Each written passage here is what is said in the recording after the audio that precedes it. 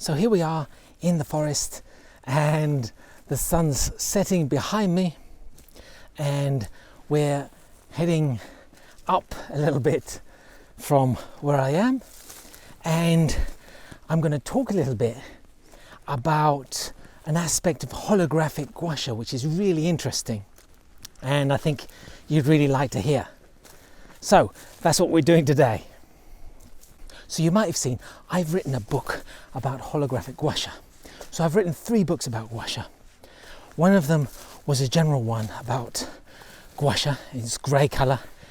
Another one is one about facial gua sha, and that's white. And the other one's red and it says holographic gua sha on it. And that's the one that's got this information in. It's a fascinating piece of information and kind of changes your idea about the body, because if you've got a background in Chinese medicine, not just gua sha, especially if you're an acupuncturist like me, then you might have come across these ideas, but you didn't really know a great deal about them. So these ideas come from a man called Yin Qing Zhang, and in the 1970s he theorized about what's going on in the body. And he was looking at microsystems and how they can appear in different smaller areas in the body. And he focused all his attention into one microsystem, and that was the second metacarpal bone. And he called it the second metacarpal bone segmental system. Ooh, it sounds good. So why is this kind of exciting for a gua sha practitioner? Because a lot of these ideas about microsystems can apply to the treatment of gua sha. So Mr. Zhang, he theorized that the body can be found in a miniature form along all of the main bones in the body. And he looked at the second metacarpal bone and mapped it out according to how it might be treated. The part of the metacarpal bone closest to your knuckle, that was the top part of the body, and the part of the bone which is towards your wrist, well, that would be right at the bottom of the body. And it was organized in that way. So the head is at the top of the bone, and then the next it will be the neck area, and then the shoulder area, and then the chest area, which will include the lung and the heart, and then the liver area, and then the stomach and the intestines, and going down you'll come to the kidney and the lumbar region and the lower abdomen and the leg, and at the end will be the foot. So he theorized that there's going to be signs and symptoms such as pain and redness, and when you push on it, it'll be slightly sore, of the corresponding part of the imaged area if the body has a problem.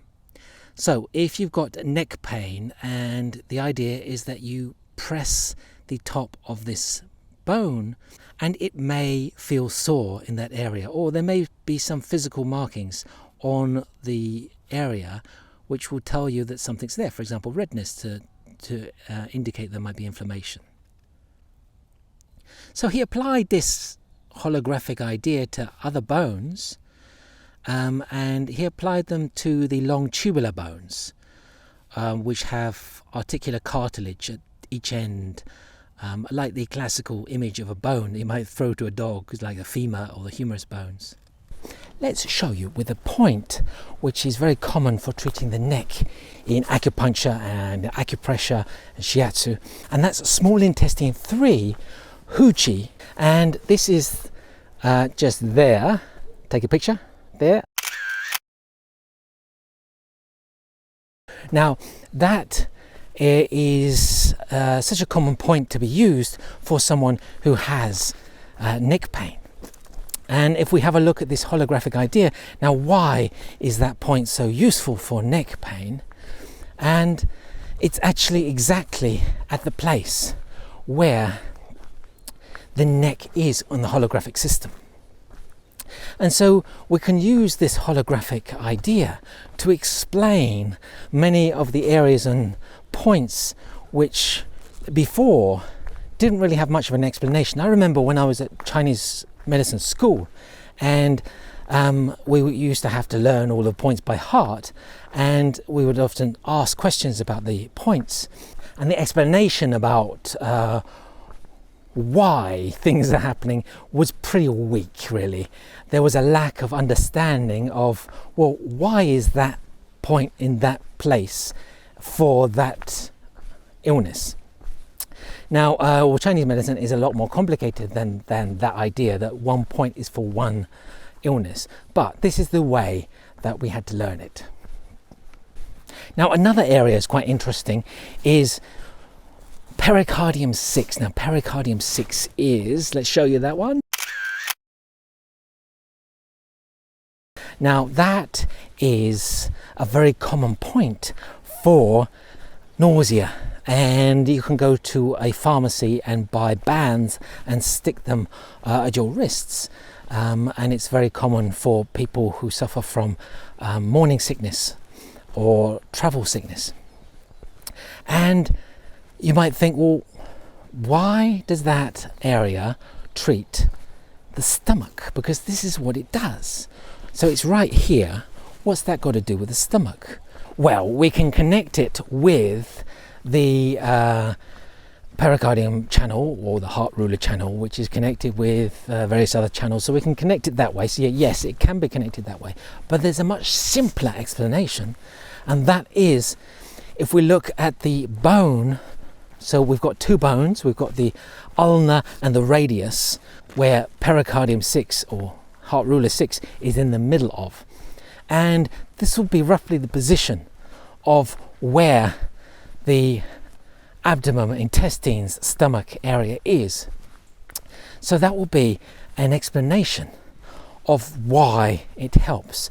So this idea can be expanded to all of the big bones in the body.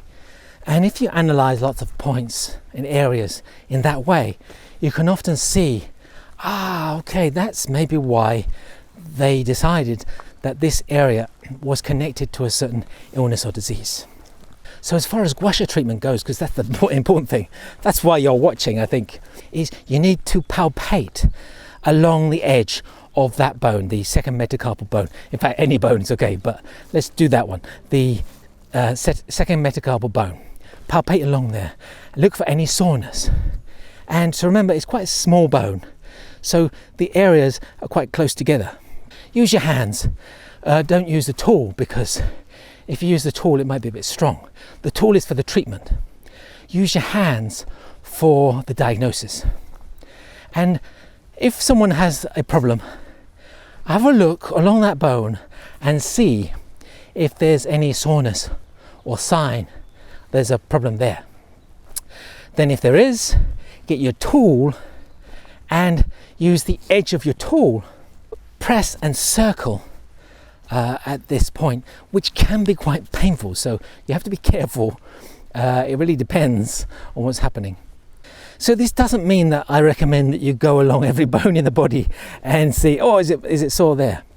So it's not something practically you can do all the time on every bone. So if you start with that one bone, and then as you learn more about gua sha, you'll see that there are certain areas, and you'll see that I use these areas in gua sha, and you can then understand why those areas are used, because of their position along the bone. And then you can use targeted treatment for gua sha to help someone get better. So don't forget to like and subscribe, push the button down there, and you'll get a notification when a new video comes up, so you can watch it. Come and join me on Instagram and on Facebook, join the Facebook group. I'm always happy to answer any questions you have. So that's the end of today's video. I hope it's been useful. There's a lot more that I can include about this, so it's a big topic. If you're interested, get hold of my holographic gua sha book. Come and join me at the Komorebi Institute and learn about how the natural world and gua sha go together.